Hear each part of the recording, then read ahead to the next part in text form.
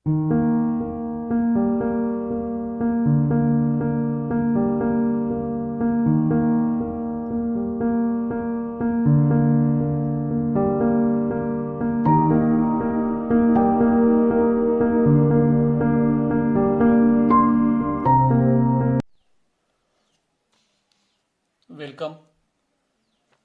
आपल्या कॉमर्स कट्टा यूट्यूब चॅनलवरती मी आपल्या सर्वांचं स्वागत करतो. आपण आज प्रॅक्टिकल प्रॉब्लेम पहिला जो आहे अनसॉल्व प्रॉब्लेम तो बघणार आहोत. अमित भाई अँड नरेंद्र भाई are in partnership sharing profits and losses equally. म्हणजे आपण मागील एक्झाम्पल जे सोडवलं होतं त्याप्रमाणेच आहे. हे देखील आपल्याला इक्वली समसमान प्रमाणामध्ये आपल्याला इथे नफा किंवा तोटा वाटायचा आहे. तर प्रथमतः आपण एक्झाम्पलच्या ऍडजस्टमेंट्स बघून घेऊयात आणि ज्या ज्या आयटम्सला ऍडजस्टमेंट आहे त्यांना खुणा करून घेऊयात. पहिली आहे stock on hand on 31 March 2019 was valued at ₹43,000. आपण क्लोजिंग स्टॉकची ऍडजस्टमेंट आहे कारण इथे त्यांनी क्लोजिंग डेट दिली आहे. हा आपण कशामध्येही ऍड किंवा लेस करत नाही. अनइन्शुअर्ड गुड्स वर्थ ₹8,000 वेअर स्टोलन हा देखील आपण कशामध्येही ऍड किंवा लेस करत नाही. ऍडजस्टमेंट सॉल्व्ह करू तेव्हा तुम्हाला मी एक्सप्लेन करणारच आहे. आरडीडी म्हटल्यानंतर आपण बघितलं मागच्या लेक्चरला कुठे कुठे असणार आहे. एक म्हणजे सन्ड्री डेटर्स आणि दुसरं bad debts. Then mister Patil our customer become insolvent and could not pay his debts of ₹500. आपला एक कस्टमर होता मिस्टर पाटील, त्याच्याकडनं आपल्याकडे काही पैसे येणं असेल, तो इन्सॉल्वंट झाला म्हणजे दिवाळखोर झाला. तर त्याच्याकडनं जे काही ₹500 येणं होते तो आता देऊ शकत नाही आहे. यांनी फक्त ही ऍडजस्टमेंट फिरून सांगितलेली आहे. हे आपले असणार आहेत. माहिती करता इथे लिहितो न्यू बॅड डेब्ट्स. बरोबर. म्हणजे बॅड डेट्सची ऍडजस्टमेंट म्हटली तर त्याचेही दोन ठिकाणी इफेक्ट जातात. एक म्हणजे सन्ड्री डेटर्स आणि दुसरा परत बॅड डेट्स. तसं हे एक्झाम्पल सोपं आहे. देन आउटस्टँडिंग एक्सपेन्सेस कोणते कोणते आहेत ते आउटस्टँडिंग म्हणजे देणं बाकी असलेले खर्च आहेत. एक रेंट आणि एक सॅलरीज. मग यांनाही आपण खुणा करून घेऊ. Salaries rent. बरोबर. शेवटची ऍडजस्टमेंट आहे ती पण सोपीच आहे. Depreciate factory building and furniture. Building आणि फर्निचर यांनाही खुणा करून घ्यायचे आहेत. Furniture building factory building. तर ह्या अशा आपण सर्व आयटम्सला खुणा करून घेतल्या. इथं फर्निचरला खाली खुणी केली आपण आणि इकडे वरती बिल्डिंगला खुण केली आहे. तर चला आपण ऍडजस्टमेंट तर बघितल्यात. आता आपण एक्झाम्पल सोडवायला सुरुवात करूयात. आपण मागील प्रमाणेच की सर्वात प्रथम आपण काय करणार आहोत तर ज्या काही ऍडजस्टमेंट्स आहेत त्या पहिले सोडून घेऊयात आणि मग आपण पोस्टिंग करू आणि मग क्लोजिंग करणार आहोत. पहिली ऍडजस्टमेंट आहे stock on hand on 31 March 2019 was valued at ₹43,000. Closing स्टॉकचे दोन इफेक्ट. ही ऍडजस्टमेंट प्रत्येक एक्झाम्पलमध्ये येणार आहे. मी कालच सांगितलं होतं. तर याचे दोन इफेक्ट असतात नेहमी ट्रेडिंग अकाउंटच्या क्रेडिटला आणि बॅलन्स शीटच्या ऍसेट साईडला. मग आपण ते घेऊयात. बाय क्लोजिंग स्टॉक 43,000 आणि दुसरा इफेक्ट बॅलन्स शीटच्या ऍसेट साईडला म्हणायचं आहे. जवळपास मी तुम्हाला काल सांगितलं होतं मागच्या लेक्चरला सांगितलं होतं 10 ते 12 ओळी जागा सोडायची. कशा करता तर वरती आपण फिक्स्ड ऍसेट नंतर फिक्टिशियस ऍसेट्स आणि मग क्लोजिंग स्टॉक ही आपली करंट ऍसेट आहे आणि मग आपण इथे ज्या काही cash in hand cash at bank ह्या सर्व करंट ऍसेट्स आपण इथं घेणार आहोत. म्हणून 10 ते 12 ओळींची जागा सोडून द्यायची. मग लिहायचं बाय क्लोजिंग स्टॉक 43,000. पुढची आहे adjustment uninsured goods worth ₹8,000 were stolen. 8,000 रुपयाचा जो माल होता की ज्याचा आपण कुठलाही विमा काढलेला नाही आहे, विमा काढलेला नाही, असा माल हरवला. आता विमा काढला नसल्यामुळे टोटल लॉस झालेला आहे. आता आपण एक बघितलं होतं ट्रेडिंग अकाउंट जेव्हा शिकलो की कुठल्याही कारणाने माल आपल्याकडनं, गुड्स आपल्याकडनं गेले असतील तर त्याचा एक इफेक्ट आपण नेहमी देतो ट्रेडिंग अकाउंटच्या क्रेडिट साईडला. मग इथे पहिले घ्यायचे आपल्याला बाय अनइन्शुअर्ड गुड्स स्टोलन 8,000. ऍक्च्युअल असं पुढे जायला नकोय, पण आता माझ्याकडे जागा नसल्यामुळे मी केलेलं आहे. आणि विमाच काढलेला नसल्यामुळे आपलं काय होणार आहे, तर आपला टोटल लॉस असणार आहे. म्हणून दुसरा इफेक्ट कुठे गेला पाहिजे, तर प्रॉफिट अँड लॉस अकाउंटच्या डेबिटला. मग इथे म्हणायचं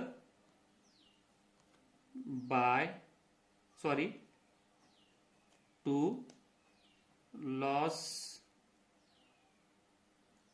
on goods stolen amounted to ₹8,000. हा झाला दुसरा इफेक्ट. पुढे आहे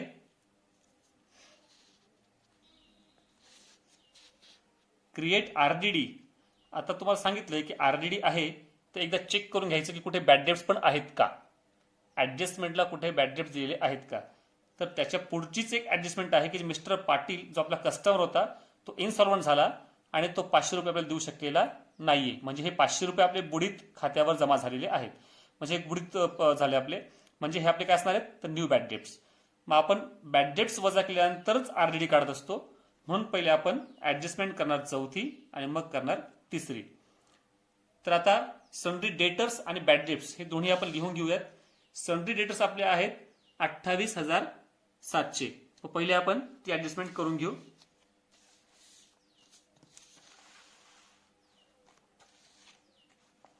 इथे घ्या बाय नाही, टू आणि बाय सॉरी, सन्ड्री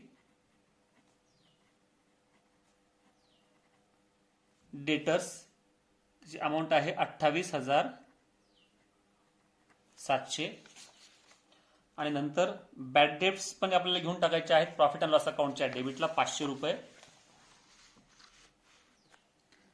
मग इथे घ्या टू बॅड डेब्ट्स, इनर कॉलमला ₹500. मिस्टर पाटीलकडनं ₹500 काय झाले, बुडीत झाले, तो पैसे देऊ शकला नाही. म्हणजे आपल्याकडे ऑलरेडी बघितलं आपण की ₹500 आपले बॅड डेब्ट्स होते आणि अजून नव्याने जर विचार केला तर ह्या ठिकाणी ₹500 अजून आपलं काय झालेले आहेत, तर बॅड डेब्ट्स वाढलेले आहेत. म्हणजे बुडीत पैसा वाढतोय म्हणून आपण इथं काय करणार, ऍड करणार. म्हणून इथे म्हणायचं ऍड न्यू बॅड डेब्ट्स.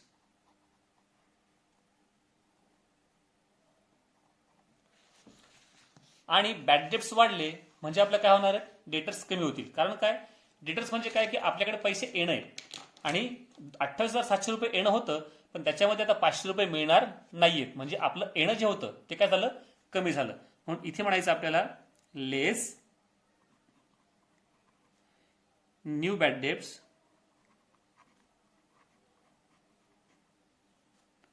₹500. आउटरला नाही, कारण याला दोन ऍडजस्टमेंट आहेत, इनरच ठेवायचं आहे 28,200. बरोबर. मग आता पुढील जी आहे ऍडजस्टमेंट ती म्हणजे आरडीडीची. ह्या दोन आपल्या झालेल्या आहेत. आरडीडीची आहे की RDD at 2% on sundry debtors. Debtors वरती 2% आरडीडी आपल्याला काढायची आहे. आपण मागील लेक्चरलाही बघितलं की बॅड डेब्ट्स वजा केल्यानंतर जी काही अमाऊंट येते हिच्यावरच आपल्याला आरडीडी काढायची असते. आरडीडी म्हणजे सुद्धा एक प्रकारचा आपला तोटाच असतो, म्हणून इथून आपण काय करणार, तो तोटा लेस करणार. आता 28,200 वरती आपल्याला काय करायचं आहे, आरडीडी काढायची आहे. म्हणून लेस न्यू आरडीडी ॲट 2%. आता ही कशी काढणार? 28,200 गुणिले 2 भागिले 100. जे उत्तर येईल ते आपले काय असणार आहे? आरडीडी. एकूण आपलं उत्तर येतं 564. 564 वजा केल्यानंतर आउटरला डायरेक्ट आपण टाकू शकतो, कारण डेटर्सला आता दुसरी कुठलीही ऍडजस्टमेंट नाहीये. 27,636. मी मागील लेक्चरला बोललो होतो की टोटल तुम्ही स्वतः करून बघायचे आहेत. त्या ठिकाणी वाटल्यास व्हिडिओ पॉज करून घ्यायचा आणि मग तुम्ही स्वतः एक्झाम्पल सोडवत असाल तर स्वतः टोटल करून घ्यायच्या आणि मग वाटल्यास व्हिडिओमध्ये चेक तुम्ही करू शकताय.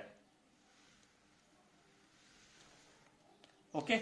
तर आता आरडीडीचा दुसरा इफेक्ट आपल्याला द्यावा लागेल, तो म्हणजे बॅड डेट्स मध्ये सुद्धा काय करतो आपण? आरडीडी ही ऍड करतो, कारण एक प्रकारचा आपला तो तोटा आहे. Add new RDD 564.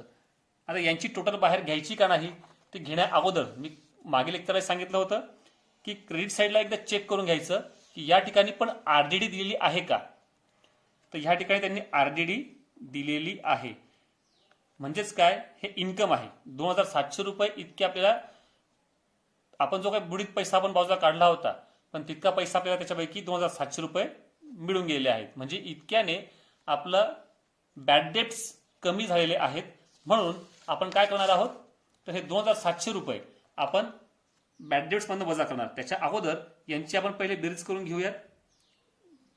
2,700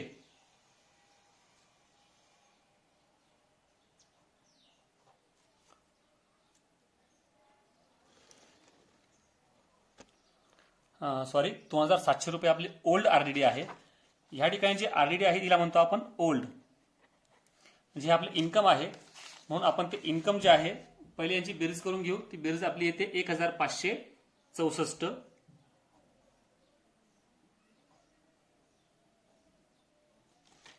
यातनं आपण काय करणार आहोत? लेस ओल्ड आरडीडी 2,700 रुपये. आता ऍक्च्युअल जर बघितलं तर ओल्ड आरडीडी ही जास्त येते. एकूण टोटल आपल्या बुडीत पैशापेक्षा ओल्ड आरडीडी जास्त येते. अशा वेळी जी काही यांची वजाबाकी येईल ती आपण इथे बाहेर तसे घ्यायला नकोय. आपण तिला डायरेक्ट घेणार. जी काही अमाऊंट येईल ती घ्यायची कुठे आपल्याला? ती घ्यायची आपल्याला प्रॉफिट अँड लॉस अकाउंटच्या क्रेडिट साईडला. कारण का? कारण ते आपल्याला इन्कम होऊन गेलंय. एक जर उदाहरण घेतलं त्याचं उत्तर आपलं येतं वजा केल्यानंतर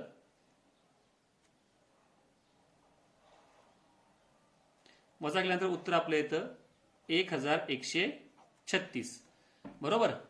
मी याला असं म्हणतो की आपल्या माहिती करता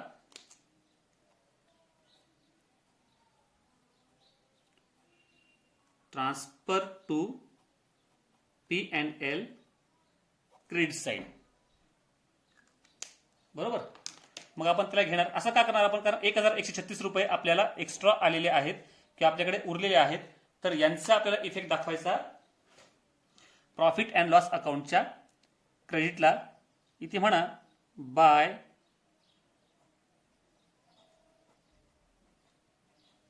आरडीडी. इथे म्हणतो बॅलन्स 1,136. इथे आउटरला काहीच येणार नाही. पुढचा आहे आउटस्टँडिंग एक्सपेन्सेस रेंट आणि सॅलरी. हे दोनही आउटस्टँडिंग आहेत, म्हणजे देणं बाकी आहेत. देणं बाकी असेल तर काय करायचं? आपल्याला ते देऊन टाकायचं आहे. तर मग आपण आता ते देऊयात. आउटस्टँडिंग एक्सपेन्सेस रेंट आणि सॅलरी हे दोन्ही असतात प्रॉफिट अँड लॉस अकाउंटच्या डेबिटला. आपलं रेंट आहे 1,500. मग इथे म्हणायचंय टू रेंट इनर कॉलम 1,500 आणि टू सॅलरी 3,800. आउटस्टँडिंग असेल म्हणजे देणं बाकी असेल तर आपण ते ऍड करत असतो. म्हणून इथे म्हणायचं ऍड आउटस्टँडिंग, इथेही ऍड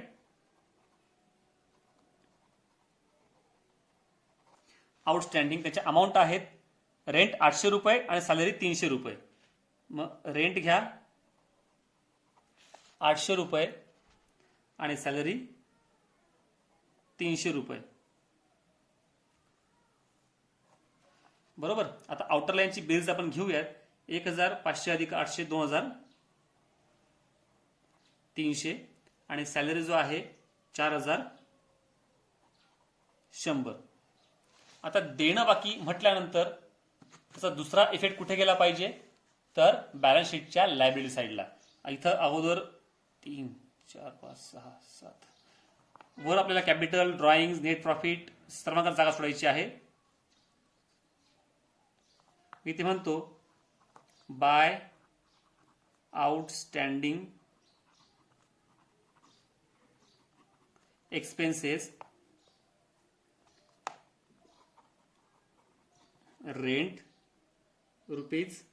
₹800,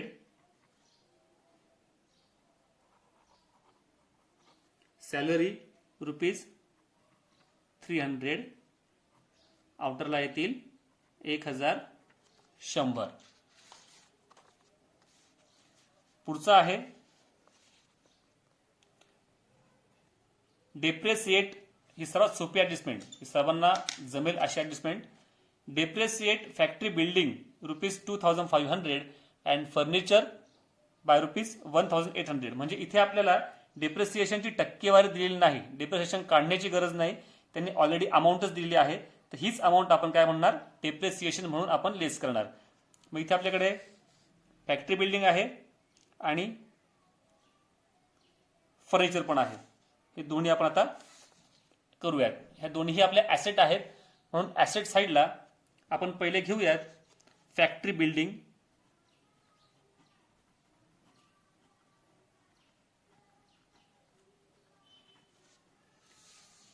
फॅक्टरी बिल्डिंग 75,000.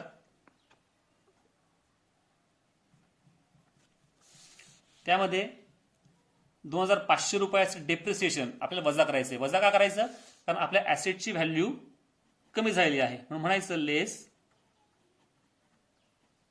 डेप्रिसिएशन 2,500 आउटरला येतात 72,500. बरोबर. पुढचं आहे फर्निचर. फर्निचर आपलं 1,95,800 आहे.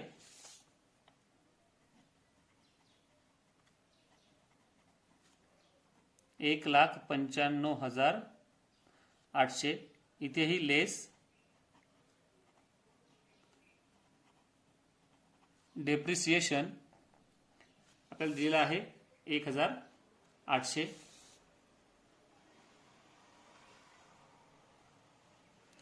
आउटरला येतील 1,94,000.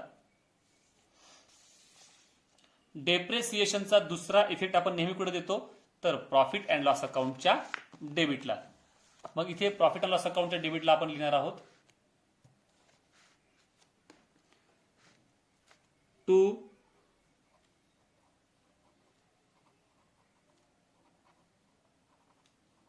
depreciation on factory building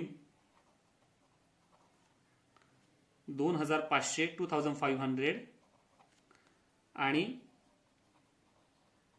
furniture 1,800. दोघांची बेरीज येते 4,300.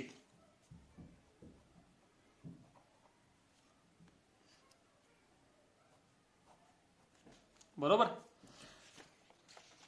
अशा प्रकारे जवळपास सर्व ऍडजस्टमेंट आपल्या इथे संपलेल्या आहेत. कुठलीही ऍडजस्टमेंट बाकी नाही. पुन्हा एकदा आपण खात्री करून घेऊ. आपण क्लोजिंग स्टॉकचे दोनही इफेक्ट दिलेले आहेत, अनइन्शुअर्ड गुड्सचे पण दिलेले आहेत, आरडीडीचे पण 2 इफेक्ट आपण दिलेले आहेत, नंतर 500 रुपये बॅड डिप्स याची आपण दिलेले आहेत, रेंट अँड सॅलरी आउटस्टँडिंगचे पण 2ही इफेक्ट आपण दिलेले आहेत. आणि डेप्रिसिएशनचे आत्ताच आपण दोन इफेक्ट दिले आहेत. म्हणजे आता आपल्याला पोस्टिंग करायला काही हरकत नाही. आतापर्यंत मी ऍडजस्टमेंट्स ह्या ग्रीन पेन दाखवल्यात, आता ब्लॅक पेनने मी पोस्टिंग करणार आहे. पोस्टिंग मध्ये आता पहिलाच आयटम आहे प्लांट अँड मशिनरी, तो आपण पहिले घेऊयात. प्लांट अँड मशिनरी म्हणजे काय, आपली ऍसेट असते, म्हणून इथे घ्यायचं आपल्याला ऍसेट साईडला प्लांट अँड मशिनरी. अमाऊंट आहे 2,80,000.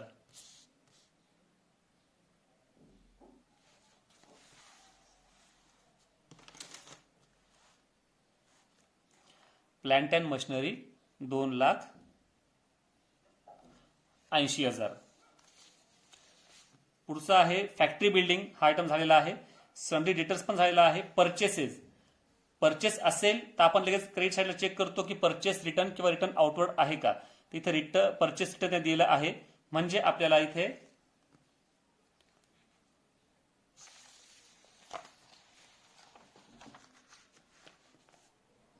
ट्रेडिंग अकाउंटच्या डेबिटला पहिले आपण टू ओपनिंग स्टॉकची जागा सोडून देऊयात. नंतर टू परचेसेस, त्याची अमाऊंट आहे 85,500.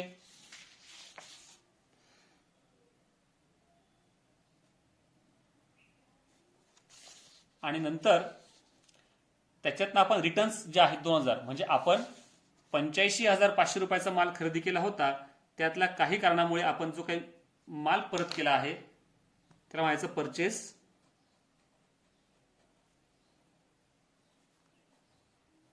रिटर्न. अमाऊंट आहे 2,000 रुपये. आउटरला येतील 83,500.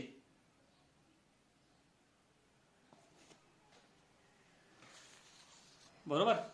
नंतर आहे बॅड डेट्स, हे झालेलं आहे. सेल्स रिटर्न, आपण जेव्हा सेल्स येईल त्याच्यामधून लेस करणार आहोत, पण इथे आपण लिहून ठेवूयात लेस सेल्स रिटर्न. त्याची अमाऊंट आहे 2,200.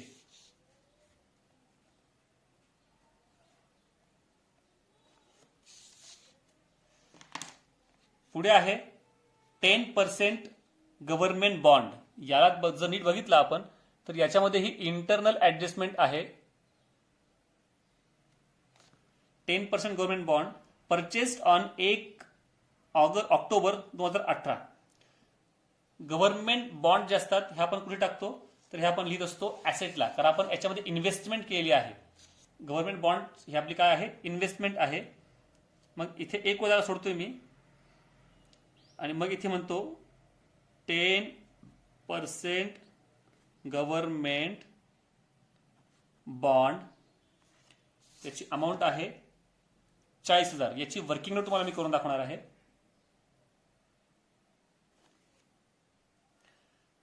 आता याची वर्किंग नोट बघूयात आपण कशी करायची आहे ते. 10% गव्हर्नमेंट बॉन्ड एकूण आहेत 40,000चे गव्हर्नमेंट बॉन्ड आहेत. त्याच्यावर 10% इंटरेस्ट आपल्याला मिळणार आहे. बरोबर. म्हणून त्याला म्हणणार आपण गुणिले 10/100. असं उत्तर आपलं येतं 4,000. बरोबर. पण त्यांनी आपल्याला तारीख दिली की कधी आपण घेतले ते 1 ऑक्टोबर 18. म्हणजे ऑक्टोबर आपण जर ऑक्टोबर पासून ऑक्टोबर, नोव्हेंबर, डिसेंबर, जानेवारी, फेब्रुवारी, मार्च म्हणजे 6 महिन्याकरता आपल्याला ते मिळालेले आहेत. म्हणून परत गुणिले 6/12 म्हणजे एका वर्षाकरता 4,000, तर 6 महिन्याकरता किती 2,000 आपल्याला त्याच्यावरचं व्याज मिळणार आहे. म्हणून गव्हर्नमेंट बॉन्डवरचं आपल्याला व्याज मिळत असेल तर आपण ते काय केलं पाहिजे, त्याच्यामध्ये आपण काय केलं पाहिजे तर ऍड केलं पाहिजे. कारण आपलं इन्कम वाढतं आहे. इथे म्हणायचं ऍड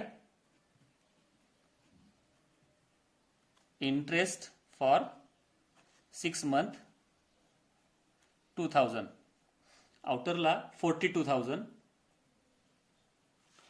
आता आपलं इन्कम वाढलं आहे म्हटल्यानंतर आपण टाकणार कुठे, तर प्रॉफिट अँड लॉस अकाउंटच्या क्रेडिटला, कारण आपलं इन्कम आहे बाय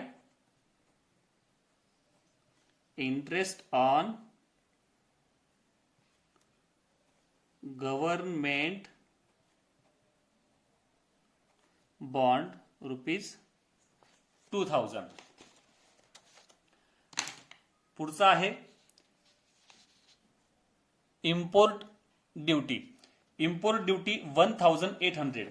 मग ते आपण इम्पोर्ट ड्युटी म्हटल्यानंतर जाणार ट्रेडिंग अकाउंटच्या डेबिटला. सुरुवातीला फॉर्मॅटचा जर आपण नीट अभ्यास केला तर पोस्टिंग हे अवघड जाणार नाही. आणि जे काही मी तुम्हाला फॉर्मॅट आधी शिकवले आहेत ते जर नीट बघितले तर अडचण घ्यायला, पोस्टिंगची तरी अडचण यायला नको आहे. Import duty 1,800. Then legal charges.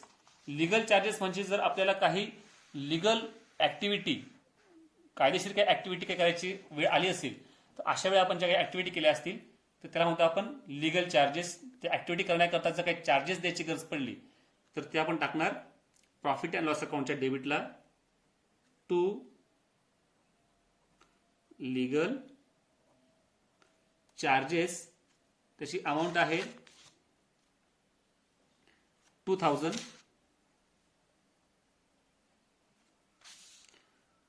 नंतर आहे मोटिव्ह पॉवर. मोटिव्ह पॉवर जे असतात की आपल्याला व्यवसायामध्ये विविध प्रकारच्या ज्या काही पॉवर लागत आहेत, पॉवर जनरेट कराव्या लागत आहेत. मग त्यात अनेक प्रकारचे आपण साधन वापरतो आहोत पॉवर जनरेट करण्याकरता, मशीन फिरवण्याकरता किंवा आपल्या प्रॉडक्टला उष्णता देण्याकरता, तापमान वाढवण्याकरता, अशा अनेक प्रकारच्या एकूण सर्वचे मिळून त्याला एक शब्द वापरला जातो, तो म्हणजे मोटिव्ह पॉवर. म्हणजे आपल्याला प्रोडक्शन करता मोटिव्ह पॉवर लागते म्हणून तर आपण टाकणार ट्रेडिंग अकाउंटच्या डेबिटला. अमाऊंट आहे 12,000. देन वेअर हाऊस रेंट म्हणजे आपलं गोडाऊन किंवा गोदाम जे असेल हे आपल्याला याच्यावरचं भाडं द्यावं लागलं असेल तर वेअर हाऊस रेंट हा आयटम तिथे आपल्याला टाकावा लागेल. 1,800 रुपये. म्हणजे हा खर्च आपला प्रोडक्शनच्या नंतरचा आहे.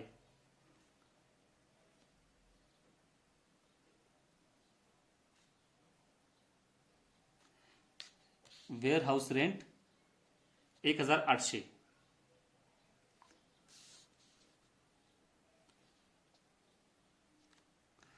नंतर आहे कॅश इन हँड आणि कॅश ॲट बँक. या दोन्हीही जर विचार केला तर आपल्या ह्या ऍसेट आहेत, करंट ऍसेट आहेत. कॅश इन हँड 20,000 आणि cash at bank 70,000.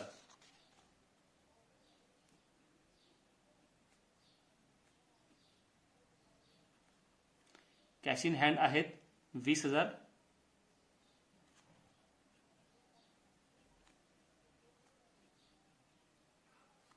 Cash at bank 70,000.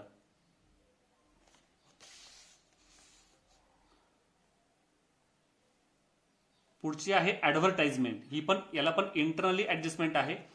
ही देखील आपण नीट समजून घेऊयात. ऍडव्हर्टाइजमेंट ही पहिले इथे लिहून घेतो. टू ऍडव्हर्टाइजमेंट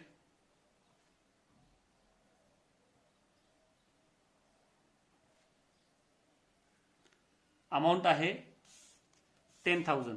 इनरला घेतो, त्याला इंटरनली ऍडजस्टमेंट आहे आणि त्याचा वर्किंग नोट समजून सांगणं आवश्यक असणार आहे. इथे घेतो सेकंड वर्किंग नोट. ऍडव्हर्टाइजमेंट ते इथे म्हणतायत फॉर 2 years, 2 वर्षाकरता आहे. आणि ते कधी दिलेलं आपण तर 1 जानेवारी 2019 दिलेलं आहे. मग याची वर्किंग नोट समजून घ्यायची असेल तर बघा, म्हणून एक्सपेन्सेस फॉर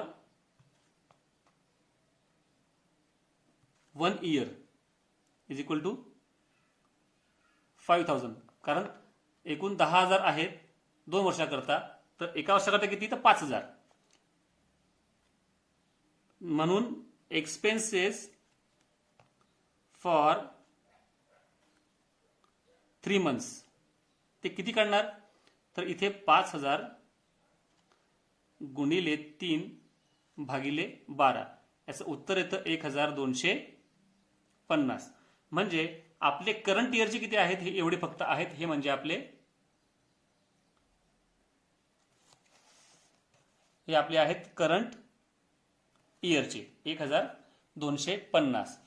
म्हणजेच आपली सध्याची करंट अमाऊंट आहे 10,000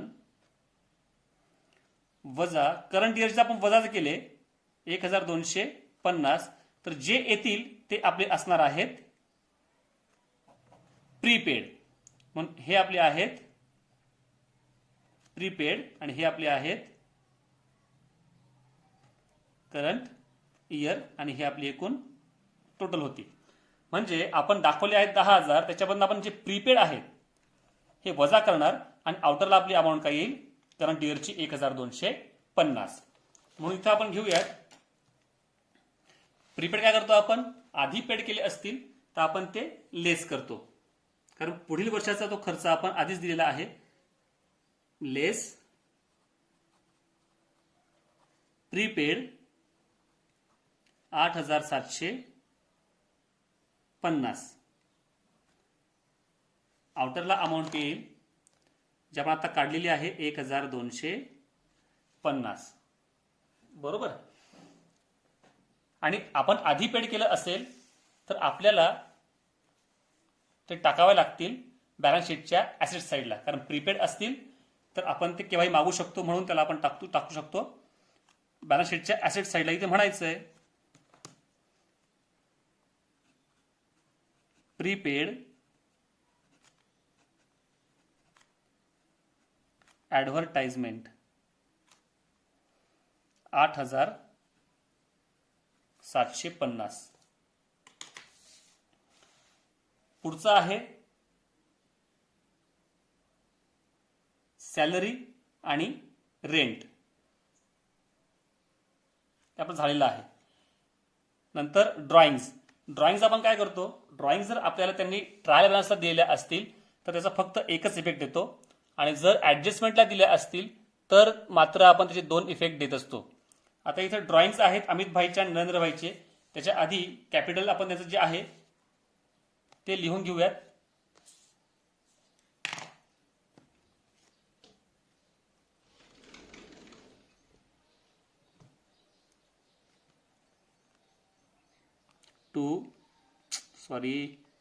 कॅपिटल अमित भाई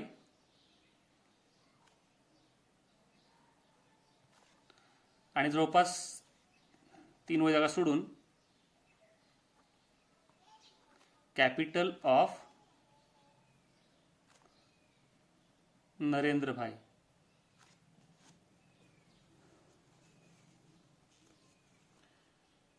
त्यांचं कॅपिटल आहे 3,50,000 आणि 3 लाख. मग इथे घेतो मी 3,50,000 आणि इथे 3 लाख. बरोबर.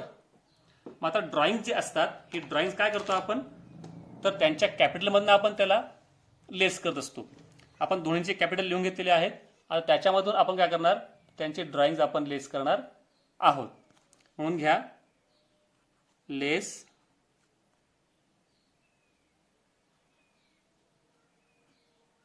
ड्रॉइंग्स 2,400. त्याची अमाऊंट इनरलाच ठेवायची आहे 3,47,600.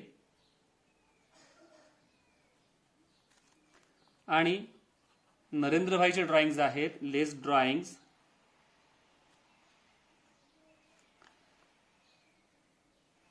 3,200. त्याची ही इनरस ठेवायची टोटल आपल्याला 2,96,800.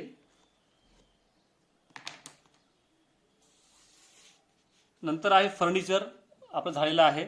बिल्स रिसिवेबल ही देखील आपली ऍसेटच आहे, ती आपण घेऊन टाकूयात.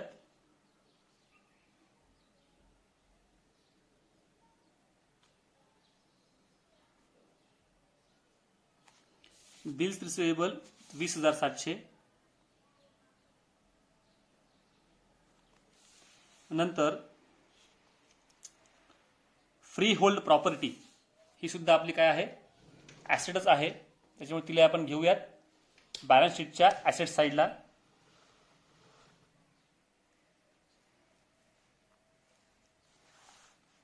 आपण आता बिल्स रिसिवेबल दाखवले 20,700. आणि आता घेऊयात आपण फ्री होल्ड प्रॉपर्टी.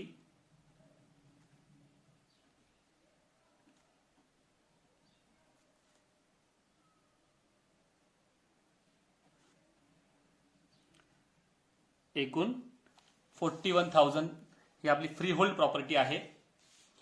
अशा प्रकारे डेबिट साईडचे सर्व आयटम्स आपले संपलेले आहेत. आता आपण क्रेडिट बाजूला बघूयात काय काय आहे. त्यात पहिलं कॅपिटल आपण हे घेतलेलं आहे. पुढचं सेल्स, इथे बघा आपण जागा ठेवली होती म्हणून म्हणायचंय ट्रेडिंग अकाउंटच्या क्रेडिट साईडला बाय सेल्स 1,80,000. आणि त्याच्यातनं आपल्याकडे परत आलेला माल जो आहे सेल्स रिटर्नचा 2,200 रुपये तो वजा केला तर आउटरला अमाऊंट येते 1,77,800 रुपये. नेक्स्ट बिल्स पेएबल ही आपली लायबिलिटी आहे म्हणून इथे घ्या बिल्स, लायबिलिटी साईडला घ्यायचं आपल्याला बिल्स पेएबल 8,500 रुपये. नंतर डिस्काउंट, डिस्काउंट क्रेडिट बाजूला दिलेला असल्यामुळे आपलं इन्कम असणार आहे, त्याच्यामुळे आपण टाकणार त्याला कुठे, प्रॉफिट अँड लॉस अकाउंटच्या क्रेडिटला घ्यायचं बाय डिस्काउंट, त्याची अमाऊंट आहे 1,200. नंतर क्रेडिटर्स, क्रेडिटर्स म्हटलं तर आपली लायबिलिटी असणार आहे. क्रेडिटर्स म्हणजे आपण त्यांना देणं लागतो, त्यांच्याकडनं आपण जो उधारी माल आणला आहे त्याचे पैसे आपण त्यांना देणं लागतो आहोत म्हणून इथे घ्यायचं क्रेडिटर्स. क्रेडिटर्सची अमाऊंट आहे 38,500.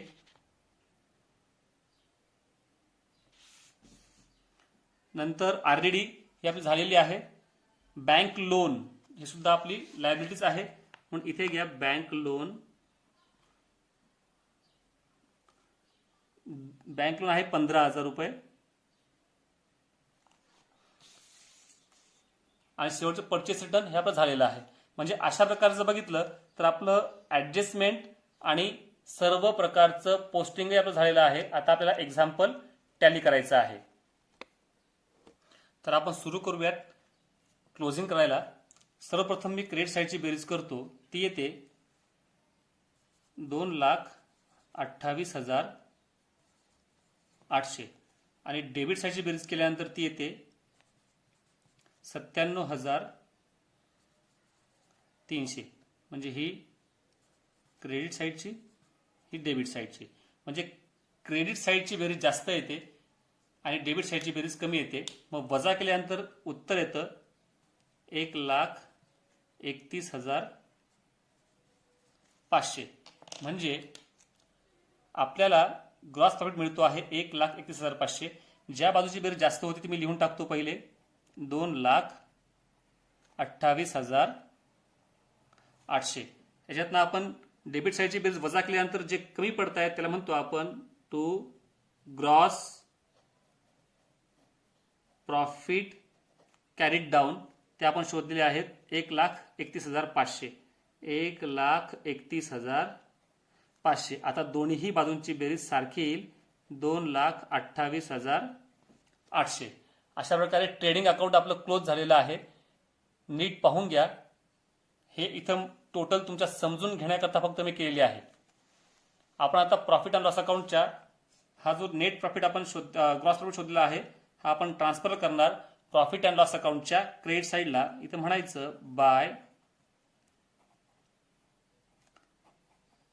ग्रॉस प्रॉफिट ब्रॉट डाऊन 1,31,500 बरोबर. आणि ह्या ठिकाणी आपण आता profit and loss account close करणार आहोत. मग इथे आपण पुन्हा क्रेडिट साईडची बिल्स पहिली करूयात. ती बिल्स आपली येते 1,35,836. ही आहे आपली क्रेडिटची टोटल. डेबिटची जेव्हा आपण टोटल केली डेबिट बाजूची तेव्हा ती आपली आलेली आहे 23,750. आणि ही वजा केल्यानंतर आपली टोटल येते 1,12,086. हे तुम्ही स्वतः करून बघायचं आहे. मी तुम्हाला आधीच सांगितलं आहे की मला व्हिडिओ हा कमी वेळात करायचा असल्या कारणाने मी स्वतः आधी करून बघितलेला आहे. तुम्ही ही स्वतः करून बघा. तर ह्या ठिकाणी आपल्याला नेट प्रॉफिट मिळाला, कारण क्रेडिट बाजू जास्त येते आहे, क्रेडिट बाजूची बेरीज जास्त येते आहे, डेबिटची बेरीज कमी येते आहे. म्हणजे डेबिटला पैसे कमी पडत आहेत, म्हणजे आपल्याला काय मिळतो आहे, तर आपला प्रॉफिट मिळतो आहे. मग या ठिकाणी मी पहिले क्रेडिट बाजूची बेरीज लिहून टाकतो. 1,35,836. आणि डेबिट साईडला आपण तो नेट प्रॉफिट घेऊयात. To net profit carried down Amit भाई आणि नरेंद्र भाई. आपला एकूण आलेला आहे 1,12,086. तो मी इथे लिहून टाकतो. 1,12,086 इतका नेट प्रॉफिट आला आहे. इथे त्यांनी आपल्याला तो इक्वली सारखा वाढायला सांगितला आहे, म्हणून याचे आपण डायरेक्ट 2 भाग करणार. भागिले 2 केल्यानंतर अमित भाईला येतात 56,043 आणि नरेंद्र भाईला पण तितकेच येणार आहे 56,043. आणि मग आता टोटल दोन्ही बाजूची सारखी येईल 1,35,836. अशा प्रकारे profit and loss account close झालेला आहे. आता आलेला नेट प्रॉफिट आपण ऍड करणार कॅपिटलमध्ये. ऍड नेट प्रॉफिट 56,043 आणि आउटरला आता आपण त्यांची बेरीज घेऊयात. 4,03,643. इथेही add net profit 56,043 same. Total 3,52,843. अशा प्रकारे अमित भाई आणि नरेंद्र भाई दोन्हींचंही कॅपिटल आपण घेतलेलं आहे. आता दोन्हीही बाजूंची बेरीज, लायबिलिटी साईड आणि ऍसेट साईड, दोन्हीही बाजूंची बेरीज सारखीच आली पाहिजे. ती येते 8,19,586. 8,19,586. अशा प्रकारे आपलं एक्झाम्पल टॅली झालेलं आहे. जर काही चुकलं असेल तर फक्त एकदा चेक करून घ्यायचं आहे, कारण मीही माणूसच आहे, चूक होऊ शकते.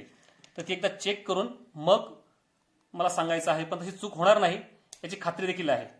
तर एकदा फक्त चेक करून घेऊयात. ट्रेडिंग अकाउंट,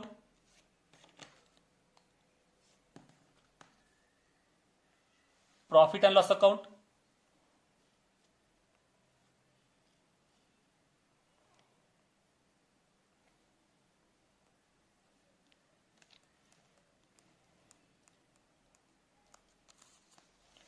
नंतर बॅलन्स शीट,